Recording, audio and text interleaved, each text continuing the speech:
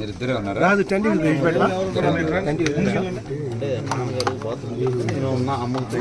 తర్వాత వచ్చారా నాన్నగారు?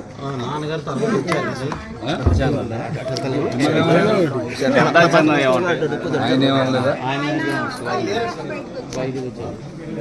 అట్లా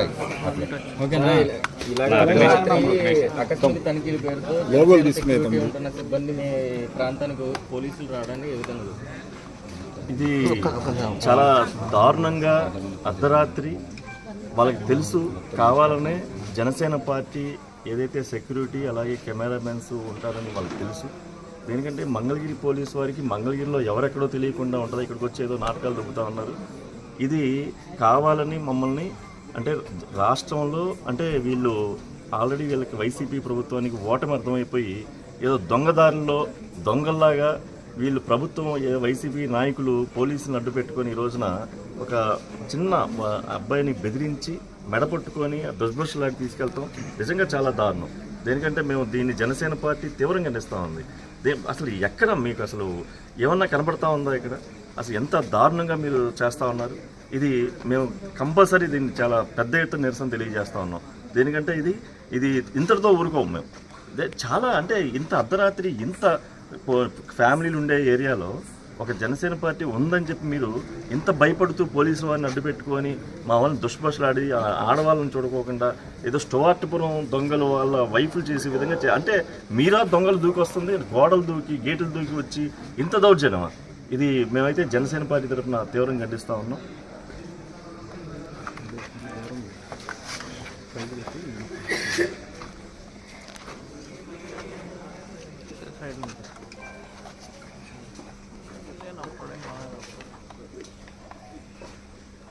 జనసేన పార్టీ కేంద్ర కార్యాలయానికి సంబంధించిన సెక్యూరిటీ సిబ్బంది కానీ అదేవిధంగా కార్యాలయ సిబ్బంది ఈ అపార్ట్మెంట్లో సుమారు 100 మంది దగ్గర వరకు ఉంటారు. మీరు చూశారు కార్లు ఇక్కడే ఉన్నాయి. సోషల్ మీడియా వింగ్ కానీ అదర్ ఆఫీస్ స్టాఫ్ కానీ అపార్ట్మెంట్లో ఉంటారు. ఆ విషయం చాలామందికి తెలుసు. ఇక్కడ ఇందాక మా చిల్లపల్లి శ్రీను గారు చెప్పినట్టు మంగళగిరి పోలీస్ స్టేషన్ కానీ తాడేపల్లి పోలీస్ స్టేషన్ సిఐలు కానీ ఇక్కడ ఎవరుంటారో తెలియదా? మేమైతే ఒకటే చెప్తాను, అసలు మా కార్యాలయ సిబ్బంది ఉన్న దగ్గరికి మీరు దౌర్జన్యంగా ప్రవేశించడానికి అసలు మీకు ఏం హక్కు ఉంది? మీరు గేటు తీయకపోతే వాచ్మెన్ని మెడ మీద చెయ్యేసి లంజా కొడకాన్ని తిడటానికి నీకేం హక్కు ఉంది?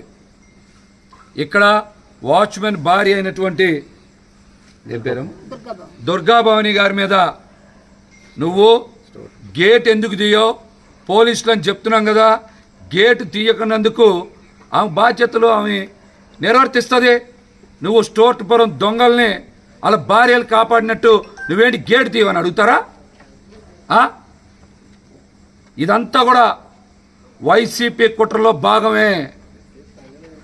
తాడేపల్లి గూడెంలో మరి పెద్ద ఎత్తున సభ విజయవంతం కావడం, నిన్న జైహో బీసీ సభ విజయవంతం కావడం, వైసీపీ ఎన్ని కుట్రలు కుతంత్రాలు పన్నినా పవన్ కళ్యాణ్ గారిని ఏదో విధంగా తగ్గించాలని చూసినా, సభలకి జనం రాకుండా అడ్డుకోవాలని చూసినా ఇవన్నిటిని కూడా విఫలమవ్వబట్టే ఏదో రకంగా మా పార్టీ కార్యాలయ సిబ్బందిని భయభ్రాంతులకు గురి చేయాలి అనేటువంటి ఒక కుట్రలో భాగంగానే నువ్వు